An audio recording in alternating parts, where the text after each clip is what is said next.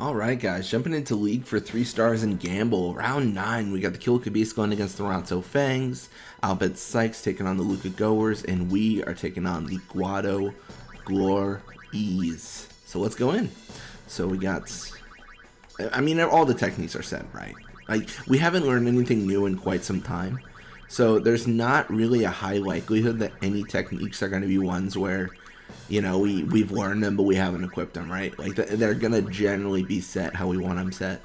This is certainly not the Killka Beast in terms of technique learning, so they're a little bit behind. Yeah, that's actually the main determination I think I have to make after this league is, do I want to reset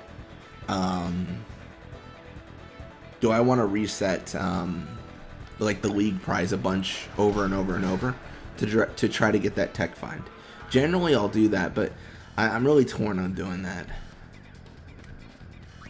It sounds dumb, but I can also save edit it and like add tech find as a prize, but that feels more like cheating, you know what I mean?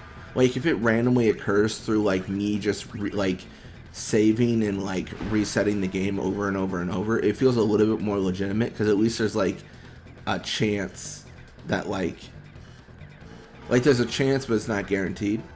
And when I save edit and like add specific prizes, it no longer follows the rules of randomized prizes, right? So Blitzball has like a set amount of like prizes that it'll give you. So like specific occurrences, right?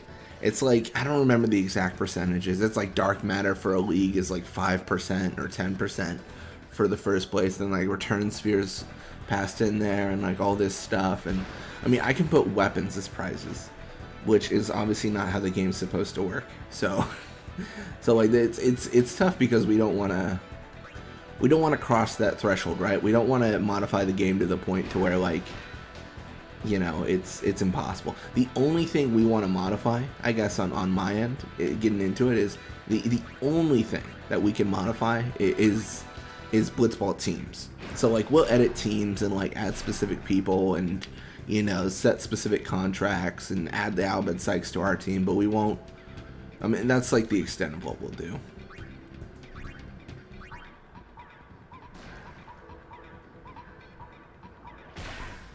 But yeah, we're gonna shoot this here.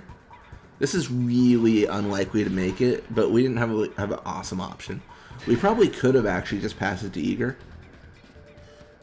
And from that pass to Eager, we could have like tried to pass back to Black. But like we could have played that a lot more conservatively than we did. But we just went for it immediately.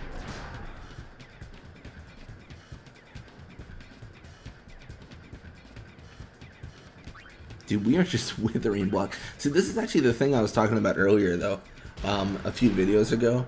It might actually been more, but that's the thing about the Guado Glories. Like, they force us into such awkward scenarios where, like, we just need Blappa to score, and we need him to be close to do it, but they're forcing us into, like, these early encounters, and it's really difficult to get anything going when that happens.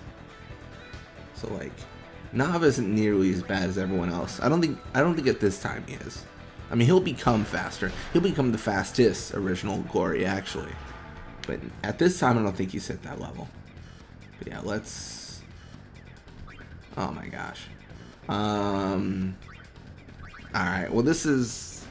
You know what, it's not all bad. If we only get 1 goal or 2 goals, it's not the end of the world. The reason I want to get more than 1 goal is because I'm going to be putting Nimrook into the field after this and trying to get him experience.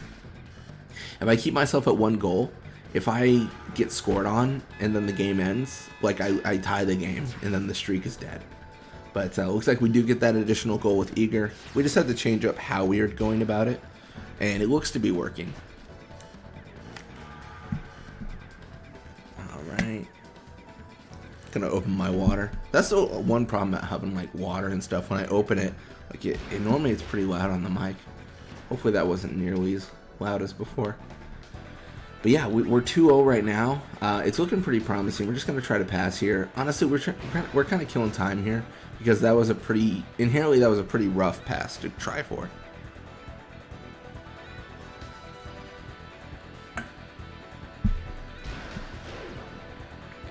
Not nearly as rough as this, though. I mean, that was brave. But it is going to be 2-0 going into the second half.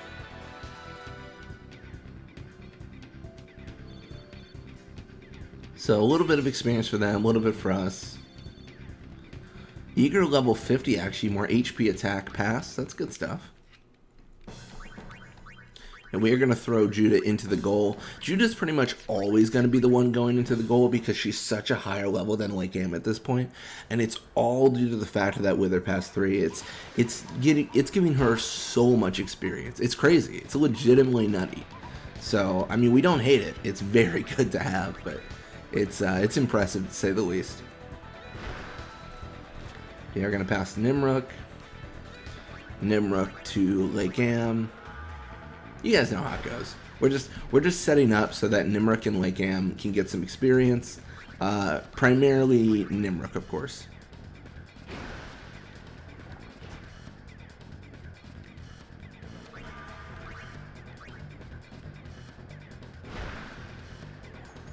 And I actually want to intercept Zazzy here with Eager. The idea here is we could knock him out potentially. But at the very least, we're freeing Nimrook up from any sort of interaction, which is what we don't want. See, that's the thing. I always talked about like how having a person in the middle is terrible for experience gain, and I stand by that statement. But I think in these games, occasionally you just have to, right? Like they force your hand. Like you don't have a good option to not have like a forward or someone intercepting you. Yeah, we're gonna pass to Eager though.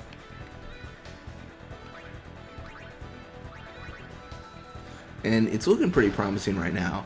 I mean, Legam certainly is covered, but Nimrook and Eager, I mean, the twins they are just, you know, getting experience. I think they really are twins. I think, like, character model-wise, I think they're exactly the same from what I can tell.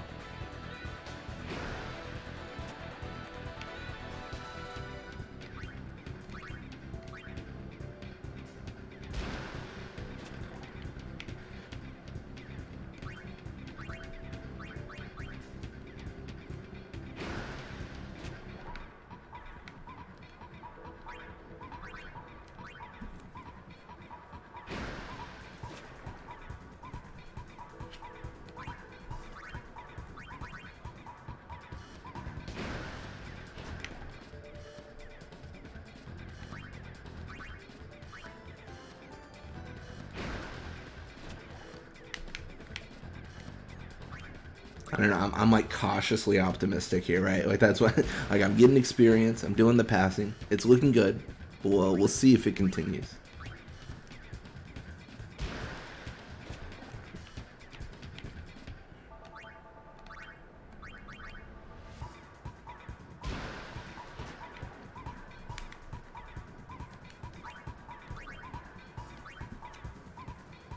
Yeah, the one reason I was kind of keeping this distance between him initially is if any player starts like approaching Eager or Nimrook, when they're close together like this, it's actually, I mean, it's impossible for us to evade it, right? Like they're clumped together.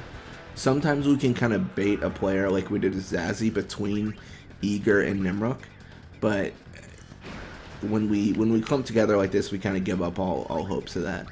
That being said, I definitely could have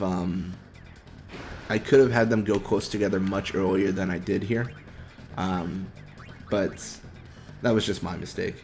I noticed after a while, like just from the motions of the other players, like they weren't gonna approach me, right? Like they're in a circle, they're not doing anything, they're not trying to approach me at all.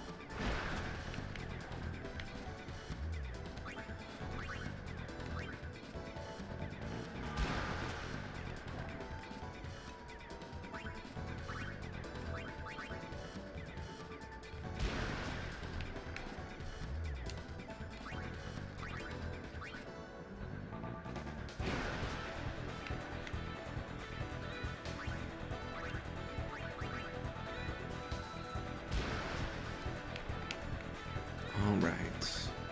I don't know, I feel like we probably got a good amount of experience for Nimrook and stuff. I don't know, it always feels like we did, but I'm you know, Well, we've yet to see. We'll see now, right? But I don't know. It's never going to be insane because the past techniques they have just aren't. They're just not up to snuff. A little bit for Eager.